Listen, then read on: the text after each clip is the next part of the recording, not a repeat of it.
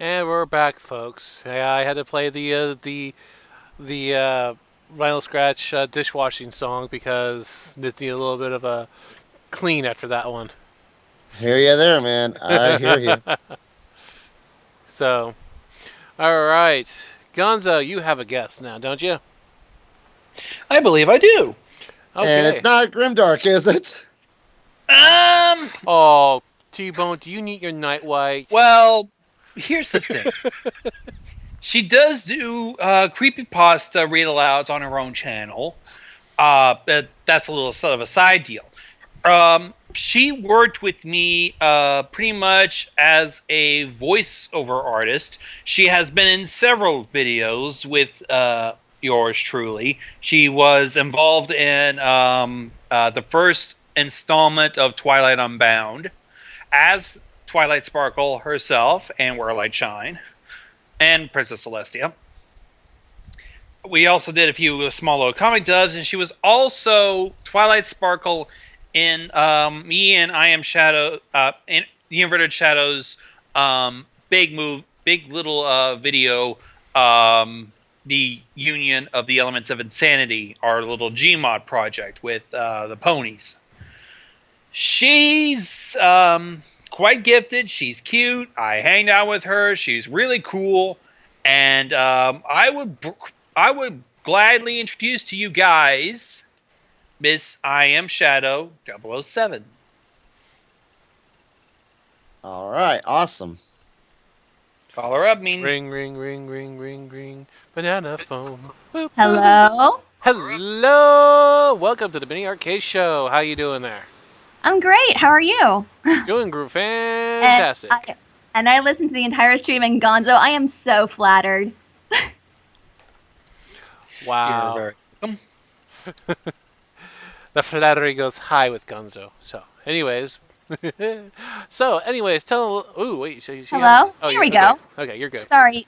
Anyway, as So- I was saying, I listened to the entire stream, and when Gonzo mentioned my name and our little thing, I was like, I'm just so flattered. Thank you, Gonzo. Yeah, you're quite a gal, and yeah, you're just another one of those undiscovered talents that just needs a little bit more of a push. Aw, shucks. Okay. So, tell us a little about yourself. Let's see. What's there to talk about, really? Well, of course, I got into My Little Pony like around 2011, and I first heard about it. Well, I first seen it in YouTube poops, of course, and I was actually interested in the commentary community at the time when I was like watching YouTube, and most of the commentators I listened to, they used pony characters as their avatars. I'm like, okay, what's going on? And then everywhere I turn to, there's like so many pony videos. I'm like, okay, what the hell is going on? Why am I seeing all this pony crap? Of course, that was just me back then. And so I'm like, My Little Pony, and then I heard and then I heard that guys are into My Little Pony. I'm like, wait, what? Guys into My Little Pony? Are you freaking kidding me? I'm like, this is so weird to me at the time. I'm like, okay, I'm just gonna like ignore and then try to keep my mind off it. It's probably some weird fandom thing. And then every just time I go on the internet, it's just bombarded with posts. I'm like, okay, I've had enough. I'm gonna watch the show and see what the whole fuss is about. And after I watched the first 2 episodes, I'm like, this show is just freaking awesome. And then I can see it already. This is disappointing look followed by, this is awesome. actually, the first episode of My Little Pony wasn't actually my very first quote unquote episode of My Little Pony. The very first episode I like seen at a glance was Lesson 0. Oh Huh. God. And the funny thing is, every time I put My Little Pony on, that episode is always on. And it's just so weird because like Twilight is kind of like how I am. I tend to stress over things like I'm a student. I tend to get things done on time. I'm organized, And if something really slips out and I'm not organized, I tend to freak out. I make negative assumptions. I become dramatic, and then someone has to like calm me down. Like, it's okay, you're gonna be fine. Just calm down. And it's like, I'm not like that crazy. Like, hi girls. Like, I'm not that crazy, but it's just always on. And it's personally my favorite episode, but I love it. It's the only time you actually hear Twilight laugh crazy. Twilight, clock is ticking. I was gonna kick out of the little. I make a friendship problem. Oh God, that episode scares. I'm sorry, but that episode kind of scares me because it has that creepy Ren and Stimpy feel to it. It does, and like, even though Twilight's scary, what really scares me is when Celestia shows up like a boss. When Twilight sparkles, I'm like, oh crap. Now you fucked up. And like, Oh! and she goes, meet me in the library. I'm like, ooh. Ooh, now you. That can't be good.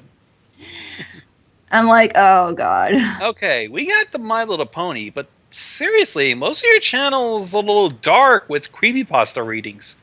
Oh, Yeah. Here we go again. Well, what got me into creepypastas was, I think it was around either sophomore or junior year in college. My friend tagged me in a photo of her talking to Cleverbot with Ben, which I'm sure all creepypasta fans know who Ben is, like, you know, Majora's Mask, Ben drowned, and I didn't know what it was at the time. And I'm like, okay, why did you tag me into this? And it's like, it's from Zelda, it's Ben. I'm like, okay. I'm like, it's probably just some weird Zelda meme's never gonna catch on, so I just brush it off and I continue with college. And then it was around 2011, I think in the summer, there's this one Zelda abridger by the name of Adam West Slapdog. He makes Majora's Mask abridged. And one of his recent episodes was Link going to the Ikanya Canyon to meet the king and his servants. And when you play the Elegy of Emptiness, the statue appears, like Link's shell. And then I was looking through the comments. It's like, what? No Ben reference? Where's Ben? Where's no Ben reference? I'm like, okay, who the hell is this Ben? And again, I brush it off, ignoring that it's not going to catch on. It's some stupid meme. And then 2011 hits, like around then, like in the beginning of like fall, when I started senior year in college. And then I watched that episode again, just like, you know, for laughs. And again, more comments about Ben. I'm like, okay, I was like to the point where I was literally furious. I'm like, who the hell is this Ben? Like, I was so pissed. So I was like, okay, I'm gonna look up who this Ben is. I typed in Zelda, Majora's Mask, Ben. And the very first thing I saw when I searched it was Mr. Creepypasta's reading of Ben. And I read the entire 5 posts of his narration. I did not sleep for 2 nights. I'm like, so that's Ben. And this guy, like, he's got like a great storytelling voice. Please check him out. His name is Mr. Creepypasta. And I've heard of him. He does a great job. Yeah. I started listening to more of his narrations, and he's just so good. I'm like, wow, this guy's so cool. He reads scary stories on the web. And so I follow him and a bunch of other narrators who are who are all as good as him. And then I'm like, why not I give it a try? And then I made a YouTube channel in February 2012, but did not make my very first narration video until August. So since then, I just took off. And then while I do like creepypastas, I still like My Little Pony. And so my one friend who does a lot of the male roles for me in my comic dubs, he actually wanted me to be, hey, do you want to be in a voice dub with me? I'm like, okay, I just need to get a microphone first. And then I voiced, you know, Twilight for him. I'm like, wow, this is so much fun. It's like, again, I'm like, why not give it a try? So then I released comic dubs as well, and then that just took off along with my readings. And then I figure, why not do a channel with both creepypasta and comic dubs? And I'm like, that's a good idea. And here I am now. Talk about a career. Yeah. Interesting story. Yeah. So then the next question is, how did you meet Gonzo? I didn't really. I got into like I listen to Gonzo's work and I'm in love and I like his work and all of his mashups and dubs. And then I don't know how long ago it was, but it was like I think I remember. it was. I think it was like in January or February. I think I'm not too sure, but Yeah. what was it, Gonzo? I was trying to think. I think it was around the time where I ended up opening auditions for the Twilight Unbound because the mod Advanced Defense was like, dude, dub it. We got to get on that shit. Yeah. I'm like, and he was demanding some realistic voices, so he basically asked me to pretty much open up auditions. So yeah, and then I'm like, oh, he's doing auditions for Twilight, and then I'm like, I can give it a shot. I mean, I figure I might not be as good, but I do want to give it a try. And so I auditioned Twilight, Where Lights Shine, and Celestia, and then I just left it at that. Didn't hear back until a few weeks, and then Gon said, "You got the part." I'm like, "Yay!" And then after that, I sent his message. I sent my whole lines to him on Skype. And I just left it at that. Like, I didn't want to Gonzo, like, I didn't want to impose anything because I know how, Gonzo, I know how your fans tend to be a little too. yeah, they're Yeah, I don't want to, like, I don't want to be that kind of creepy fan. So I wanted to back off, or like, I didn't want to bother you or impose anything. So I'm like, I'm just going to send him my lines and then just be done with that and just let it go. That's one way to handle it professionally, do the job and hopefully for the best. Yeah, it's like the director goes to the actor, not the other way around. But exactly. yeah, and then I gave Gonzo my lines, and then the video came up, and it was really good. I was like, yay, this is fun, blah blah. And then I got contact on Skype by the Inverted Shadow. Like, he contacted me. He's like, hey, I'm a friend of Gonzo. I was like, oh, that's cool. He's like, I heard your Twilight voice. It's really good. He's like, okay. I was like, thanks. He's like, would you like to be in a project with me? And I'm like, oh, what kind of project? It's like, well, it's a combination of, it's actually a Grimdark with Gmod. And he sent me the script. The minute I read it, I fell in love with it. I'm like, okay, I am so in. It's like, okay, you're going to play Twilight and Brutalite Spark. I'm like, Brutalite Spark? I'm like, what is that? And he tells me more about it. I'm like, okay, I'm more hooked than I previously was before. I'm like, let's just do this. Like, I love, yeah. And then it just took off from there. And then I gave him my lines, left it at that again. It's like, if he needs me, I'll be there. I don't want to impose on him because I think he's got other things to do. He probably has one of those creepy fans again. I don't want to be compared to that. So I let that go, and then me and the Inverted Chat actually had conversations, like, regularly. It's like, just regular talk on talk.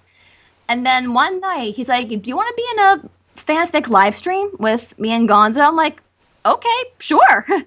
And we were reading My Little Ponies. I forgot what My Little Ponies, Little Ponies, I believe. We were reading that, and it was just so much fun. Yeah. Oh, riffing it. It was like, it was so much fun. And then the three of us took off. Like, all three of us became friends, and like, yay. Sweet. Have you thought of actually doing creepy games, like like playing like SCP, Containment Breach, Slender Man, or actually Slender? Have you thought of playing those games and actually recording what your actual gameplay of it? I have thought about it. Yeah, I do want to do my gameplay of Slender while at the same time like screaming my head off, like making sure that no one's behind me while I'm playing the game. Also, you hear your boyfriend coming behind you like, hi. You're like, ah! Jesus Christ! And also you slug him one. Also, it's like, oh, I'm so sorry. Oh, it's you. Or like, it's like the best way to scare Slender Man. Tell him that you already saw enough hentai to know where it's going. Oh. That's the only. I think he'll just stare. I think he'll just stare at you, and then you kind of start seeing the sweat kind of coming off his face. I'm sorry. That's the only way to scare a really tall faceless mannequin with tentacles. That's the only way to scare him, in my opinion. Just tell him that you already saw enough hentai, know where it's going, and you've seen too much little blue girl, know where it went. And then all of a sudden, oh god, you've seen that hentai. Oh my god. And then also you hear in the background, you hear Quagmire and saying, "Giggity." Shut up, Quagmire! Oh God. Shut up, you're not real. For some reason, the only thing that popped in my head was the Princess It's like, Celestia. you want to get rid of zombies. It's like the funny thing is, you want to get rid of zombies, tell me you're a necrophiliac. Oh shit. If that would only work in Left 4 Dead 2. Yeah, if only. If only. But I would love to do let's plays of those games. And I really want to do a let's play of this indie game by Tale of Tales. I don't know if you guys are familiar with it. It's called The Path. Yeah, I've heard of it. I love that game. Like I love playing games. Like I love playing games and watching movies and reading stories that love to make you think, or have an ambiguous ending that makes you want to think. Those are personally like my type of games I like to play. Like was this character this or was this character that? And I definitely want to do a recording of Limbo. That's another great indie game. You should try out In the Dark. I've heard of In the Dark. I think I've seen bits of it, and I remember actually creeping myself out. I don't know how long ago it was. I think it was 2 weeks ago. What was it again? Like, what was the gameplay of that? It was In the Dark with Markiplier, and also PewDiePie done it too. Oh, okay. Especially you have like eight flare shots, and you have to basically find your way out of the cave. While you're being being followed by a creature. Oh, okay. So it's kind of like Slender, but not so much, right? Yeah. So Slender, everybody knows you die at the end. Yeah, you die at the end. Okay. But I mean, oh wait, Amnesia. Someone actually said Amnesia in the chat. Oh yeah, Amnesia. Oh, like yeah, and they're also the side games for Amnesia. And I've seen that one crossover with MLP that is My Little Containment. I definitely want to do that too. Okay. You have to. That is like the funniest. Oh wait. That is like. I remember seeing Fluttershy. Oh god. Yeah, Fluttershy as SCP. What was that number? 049 or something like that. And then I heard like if you find Rainbow Dash, like no matter where you go, she'll slowly follow you. Yeah. Yeah, that's just creepy. I'm like, I want to play it, but at the same time, I really don't want. I want to get my sleep. But yeah, it's something you should probably consider. Yeah. But let's move on with the other questions, and we'll get back to this. Okay, sure, no problem. Okay, we're ready for your brony. How about we run down some of your favorite stuff? Oh yay, favorites! All right, episode. Favorite episode, Lesson 0. Very first episode I've seen. It always comes on when I watch it. It's definitely relatable to me as a person, like usually what I go through at school. So Lesson 0 is definitely my favorite episode.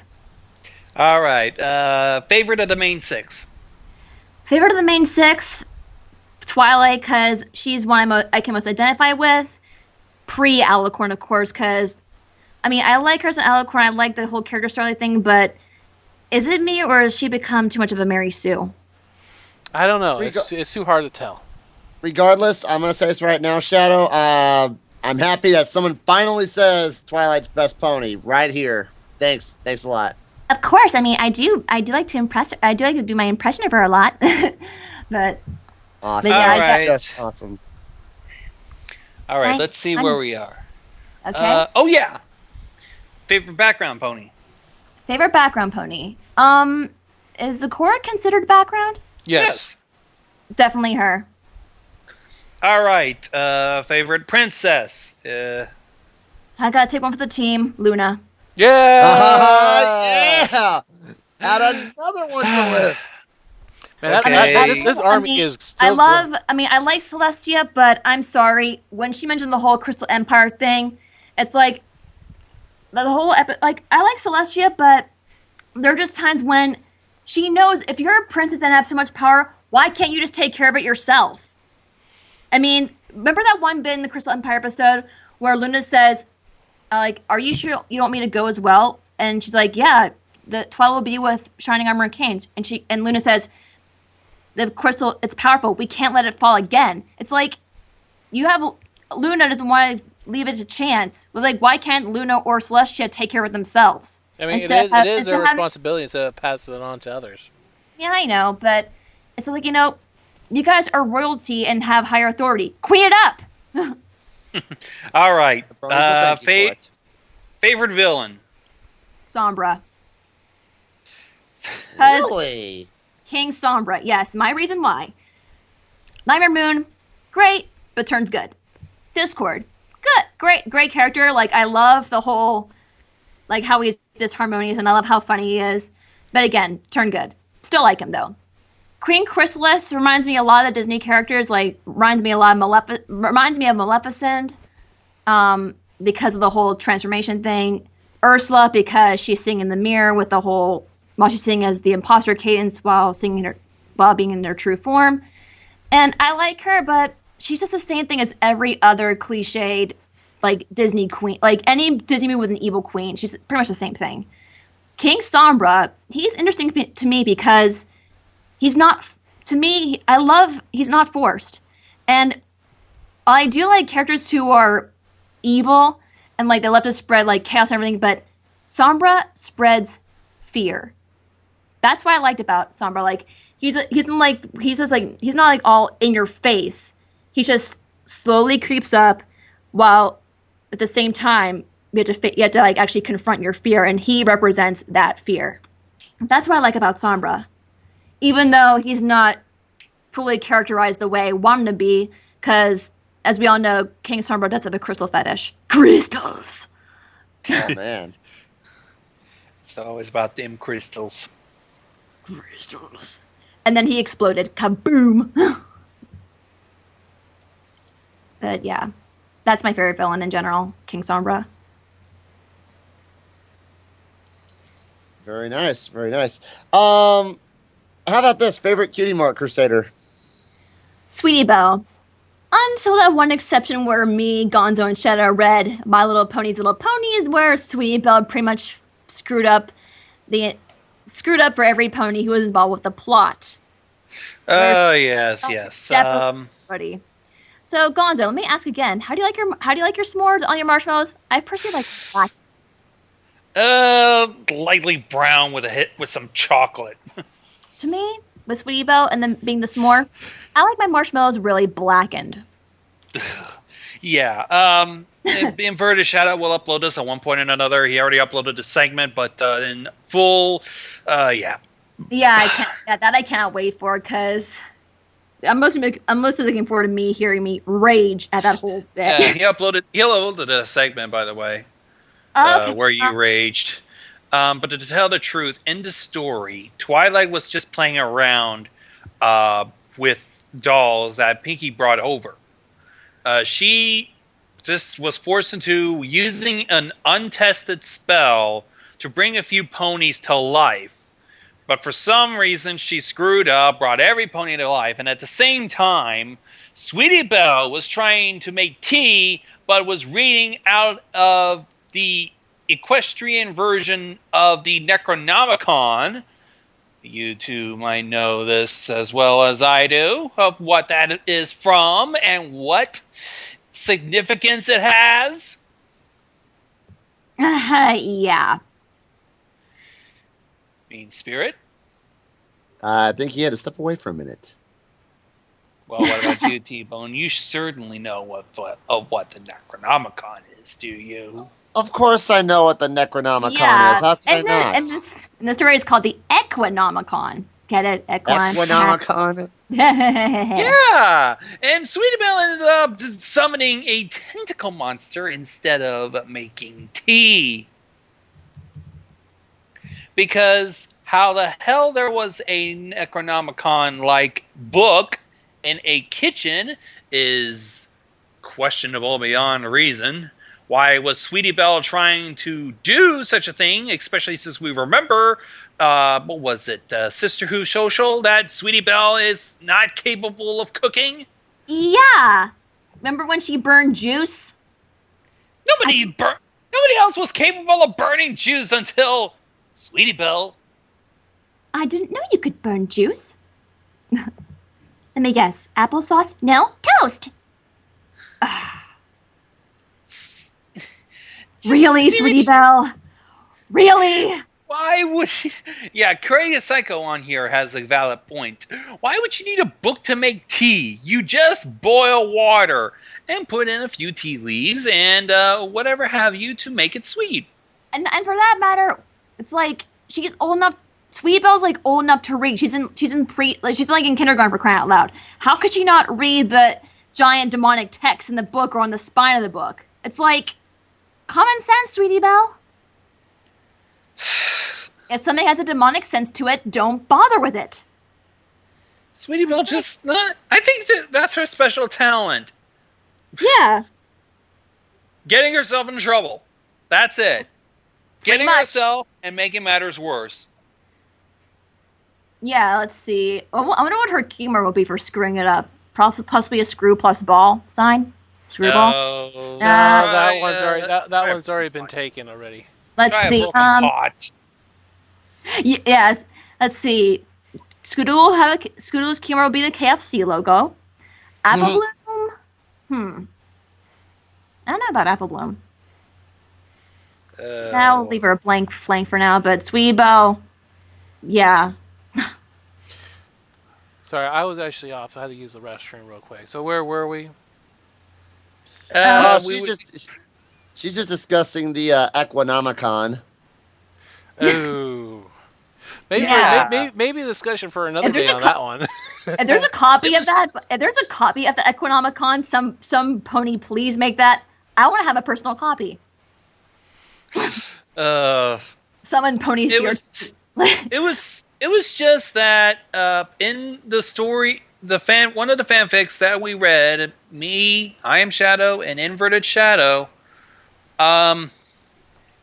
we ended up reading My Little Pony's Little Ponies. In that, Twilight ended up deciding to play with dolls, while the Cutie Bar Crusaders and some other ponies were making tea. And you know Sweetie Belle. Yeah. You know how bad she is. Okay. Well, anyways, I need to turn this interview back to an interview. Sorry. I understand how you're going with, but it could be a different interview for a different time because we are limited on time. Okay. So you have this great voice acting. You have you're working with Gonzo, Invert, and probably a few others. You have your hands in a few projects, which is I think is great. Thank you. Now I see your icon. Okay. Do you have a favorite Tumblr? Little Miss Rarity. LMR, huh? Okay. Yep. I love Little Miss Rarity. So she's definitely my favorite grimdark. I love grimdark ponies in general, but Little Miss Rarity was definitely the one that got me into grimdark. Okay. Now, was it it got you into Tumblr, or was it someone else who got you into Tumblr first? What actually got me into Little Miss Rarity was there was another Creepypasta narrator who she's not active now. She doesn't do anything anymore, but she did her episodes of Little Miss Rarity with other creepy narrators, with her being narrator herself. And then it was during the time where the artist Jay kept constantly getting banned by banned for inappropriate artwork. Let's not go there because it's a lot of drama. Yeah, everyone knows Little Miss J. You all know where it's going, but after he got banned first time, Humble Little Air was like, okay, he got banned, so she'll wait it out a while. Jay came back, got some more, and she saved everything.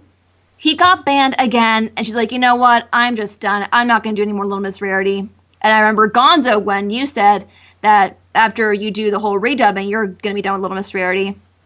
And so I started doing my own Take a Little Miss Rarity, like in a preview of working with her voice. I'm like, well, if those two are going to quit, I may as well be the one to finish it for them, because I love both Humble Little Nera and I love Gonzo's Take a Little Miss Rarity. And I want to try it out. And so, and I think, and because of Little Miss Rarity, how it's both My Little Pony and Creepy at the same time, Yeah. she was the one who actually encouraged me to have a channel with both Creepypastas and My Little Pony material as well. Cool. So that's where the whole channel of IMShadows, Creeps, and Comics comes in. Okay. So you get the best of both worlds. Yep. So have you ever thought about doing voice acting professionally? I thought about doing that. Yeah, I really love to get into the professional work of voice acting, because I always want to be a voice actor since, like, God knows how long. And I figure, like, I can do, like, if I get on YouTube long enough, I would love to be, getting contacted from it. Well, usually what happens is they want a voice resume, which costs you about almost a little bit over $200 to do. Yeah. But the best thing to do is have a voice actor director to actually tell you what you need to do for that. So that's something you should consider. I mean, you sound like you have a great voice. Thank you. So I think you have potential. So you never know. Well, I haven't heard all of her voices yet, so I can't speak prematurely. Oh, well, you got a point. Yeah, true. So, okay, with that being said, is voice acting is all you want to do, or is there something else you may want to do in life? As of now, I do like to do voice acting for just that. I'm still not sure what to do as of now. I mean, I graduated college since last year. I have a part-time job, and voice acting, doing voice acting on YouTube is just my escape to it. It's just something I love to do, and I would love to take it to the professional level. But as of now, I really have, like, my future is still open for things. It's still bright, but as much as I want to do voice acting, I do want to still wait around a bit to see where life takes me. Where the wind takes you at this point. Yep. Always good to hear. But voice acting is definitely one of the main things I really want to do. Sounds really cool. Yep. So, anyways, with the time we have left, we have one more person to interview. So, okay. I want to thank you for coming on to the show.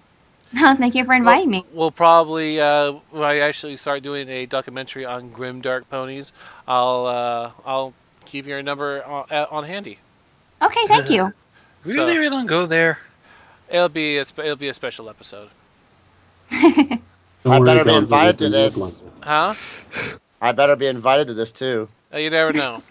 But it'll be a special deal that would be put onto YouTube. It will not be put on the Mini Arcade Show. It's a side project. This is something I actually came up with about a week ago. I have not told anybody. Okay. So now I actually made the announcement here, so that everybody now knows. So anyways, with that being said, thank you for coming onto the show, and we'll be talking to you later. Okay, thank you so much. No problem. You have a very good night.